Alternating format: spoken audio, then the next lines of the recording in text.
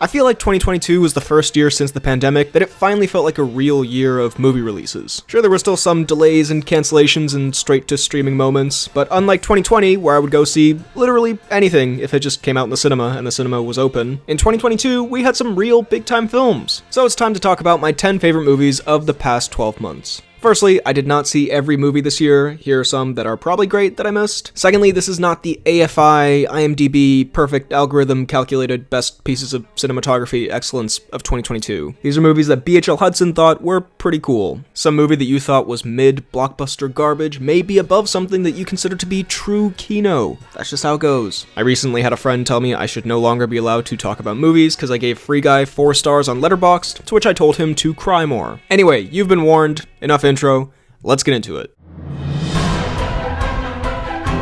Number 10. Doctor Strange in the Multiverse of Madness. I'll be honest, when I first saw this movie, I kinda hated it. I thought it was a mess story-wise, it was full of really cringy moments, and it was just a letdown in most areas. But when I saw it the second time, I went in more ready for the style of Sam Raimi's self-aware homage to B-horror moviness, and I actually kinda loved it. It's one of the biggest shifts I've done on a movie in a while. Yes, there are still some problems, and yes, there are still some cringy moments. This is me being reasonable. But just the creativity visually here is some of the best of any MCU movie. There are so many memorable scenes in here of Raimi horror weirdness, and it works really well like 90% of the time. It doesn't play with the premise as much as some expected, but I think the multiverse stuff they did do here was a lot of fun. I get it's not for everyone, but once I got more on board with what this movie was going for, I had a great time with it. Number 9. The Banshees of Inisherin. For those who don't know, I'm currently studying film in Ireland, and in that environment, as you can imagine, this movie was very hyped up. I really love In Bruges and was excited for that reteaming here, and the movie didn't really disappoint in any way. I've seen this be described as a feel-bad movie, and that sums it up pretty well. It's a really wonderfully crafted, very unhappy film. There are some funny moments as well. I just don't like you no more. You liked me yesterday. But there's this melancholic fog that hangs over the whole movie that helps to bring out some really interesting themes about life's purpose and art. There are amazing performances as well, as you'd expect, with Kerry Condon standing out to me, and it's a very well-told story that I've been told gets better on multiple watches, so I may have to revisit it in the future. Number 8. Black Panther: Wakanda Forever. Look, I don't think it's a secret that 2022 has been an up and down year for the MCU. Some great stuff, some bad stuff, a lot of in-between stuff, but they capped off the year really strongly with Wakanda Forever, which helped to wash the taste of some of that other stuff out of our mouths. This film took what on paper was a really difficult task, following up a hugely successful and culturally important first film after the star of it has passed away, and it handled it perfectly. The respect the film gave to Chadwick Boseman in a way that didn't feel detached from the story, but in fact played into it and the film's themes, was about as well done as it could have been, and led to some very effective emotional moments. Beyond that, the film still finds time to have fun, has a likable cast of characters, one of the best MCU villains we've seen in a while, and some style. Some of these MCU things now can feel a bit more like a conveyor belt, property of checklist items sort of thing, which at times makes for fun but forgettable movies and shows. This felt like an actual movie made by creative people, with specific moments that stick with you, and music that stands out, and characters that aren't exact cookie-cutter cliches that we've seen again and again. Also, since I didn't do a review for it, here's where I'd rank it in the MCU. Number 7. Everything Everywhere All at Once. I imagine this will be number 1 on a lot of people's lists, and I'll just say the only reason it isn't higher is I thought it kind of loses itself at the end and goes on for a bit too long. But besides that, I can't think of a single complaint here. This movie was so fascinatingly inventive and creative and unique, and was such a bizarrely entertaining take on this whole multiverse storyline that seems to be really popular these days. The insanity of the visuals and the gags and the editing almost make it so the genuinely very compelling and sweet story at the center of it all is overlooked, but that's what holds it all together. A film like this could pretty easily devolve into nonsensical gimmicks, but the heart that's behind all the craziness is what makes it stick with people. Plus, there are people with hot dog fingers and a fight over butt plugs. It is easily the most unique film I saw this year, and definitely worth a watch. Quick reminder here that if you're enjoying this video, drop a like, subscribe, hit the bell button, and comment your top 10 list down below. Also, after the video, check out my podcast, The Poorly Planned Podcast, for fun TV movie talk. Alright, back to the video.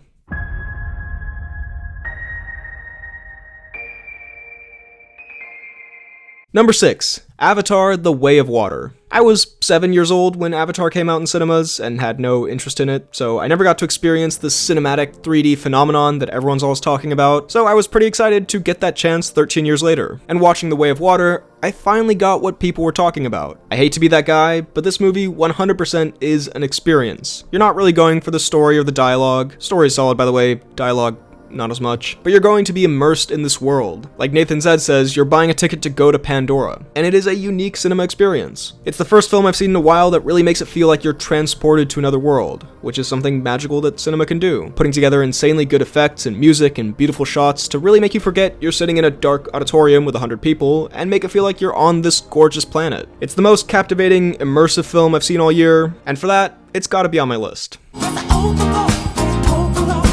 Number 5.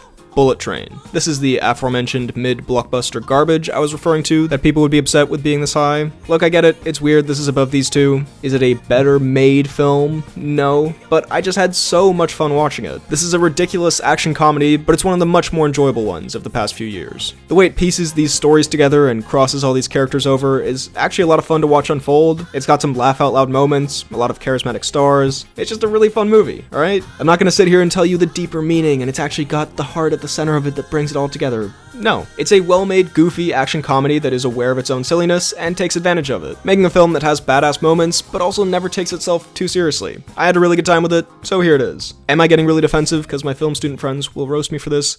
Maybe.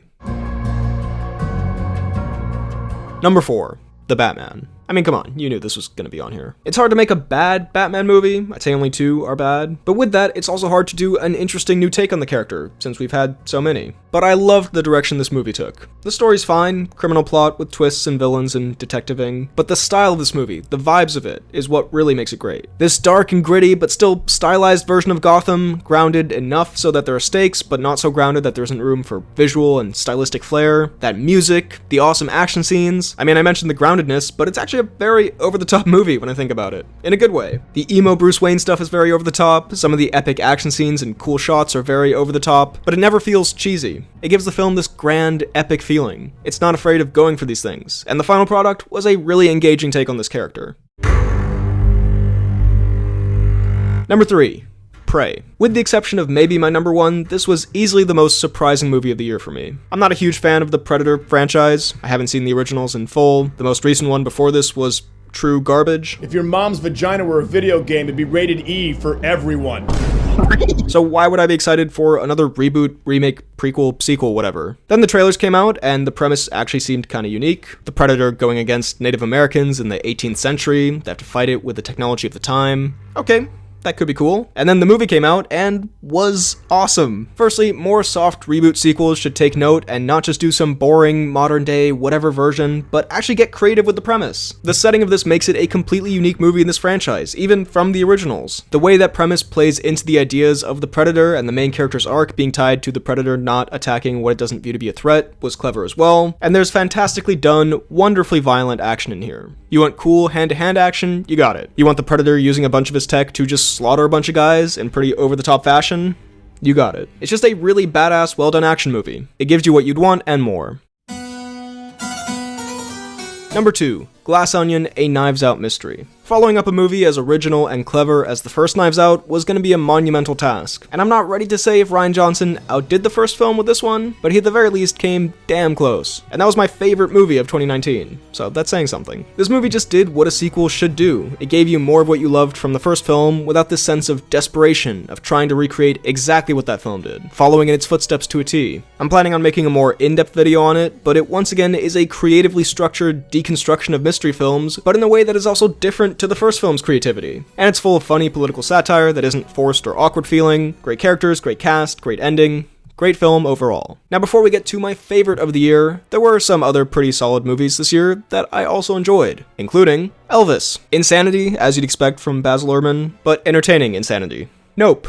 Didn't really get it when I first saw it. I appreciate it more now that I've taken time to think and read about it. Like a nerd. The Gray Man. Everyone thought this was very meh. I thought it was a pretty fun, if not a bit generic action movie. Chris Evans was enjoyable, and that song Silverbird is a banger. Made it to my Spotify Wrapped because of this movie. The Northman. Kind of like the inverse of The Gray Man. Everyone said it was amazing. I thought it was just pretty good, but still, incredible atmosphere. Turning Red. cute Pixar movie, and see how they run. Fun, quirky murder mystery, like Knives Out meets Wes Anderson, but not quite as good as either of them, but I'd say worth a watch.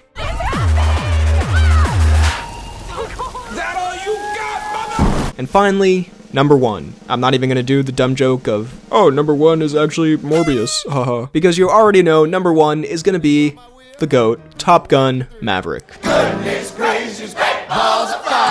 Talk about a movie that came out of nowhere. Watching the trailer, this had average and forgettable written all over it for me. Another legacy sequel, an old character from the 80s is back, blah blah blah yawn. And then imagine my surprise when it was not only better than the first, but provided the quintessential example of how to do a sequel like this. There's just enough nostalgia in there for it to be fun, it pays respect to the first film, but isn't desperately trying to live up to it or be the exact same thing, and then it goes on to be its own super entertaining action movie. As you'd expect from Cruise, the stunt work and practical flying is phenomenally exciting, but it's also the simple but effective story leading into that action that makes it so gripping. The film is exactly the right amount of cheesy, that being quite, but for this kind of movie, it just works. There's never a moment you cringe because it's too earnest. Every moment feels earned and fun. It's a film that knows exactly what it is and does it so well. It's one of the best blockbusters I've seen in years, which again, caught me so off guard. This is a pure blockbuster. This is what blockbusters should be. Saw it 3 times, can't wait for the 4th. So, those were the 10 films I liked the most in 2023. Do you agree or disagree with my list? Let me know all of your thoughts and your top 10 list down below in the comments. While you're at it, be sure to like this video, subscribe for more videos like the one you just watched, check out my podcast that I do with a friend of mine where we talk about movies, TV shows, a bunch of nonsense. It's called The Poorly Planned Podcast. Check out my Instagram and Twitter at BHL_Hudson, my TikTok at BHL Hudson, and my Letterboxd at RealBHL Hudson. Thanks for watching, and I'll see you in the new year.